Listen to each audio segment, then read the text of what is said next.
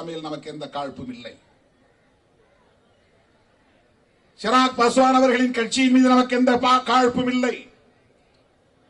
BJP காரர்கள் எவ்வளவு சாதுரியமானவர்கள், சூழ்ச்சி நிறைந்தவர்கள், சூது நிறைந்தவர்கள் என்பதற்கு இவையெல்லாம் சான்று.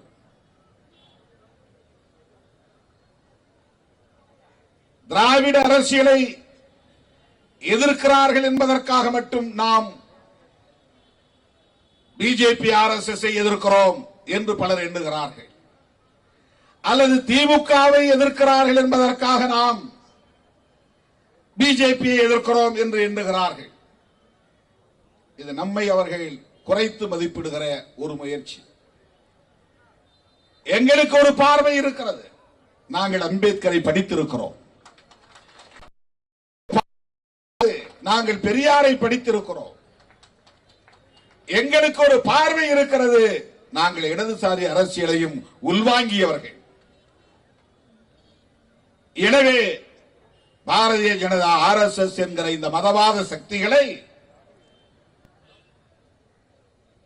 தமிழ்நாட்டிற்குள்ளும் வேரூன்றிவிடக் கூடாது என்கிற ஒரு பதைப்பு, ஒரு தற்காப்பு உணர்வு, அந்த அடிப்படையில் தான் தோழர்களே RSS பிஜேபியை நாம்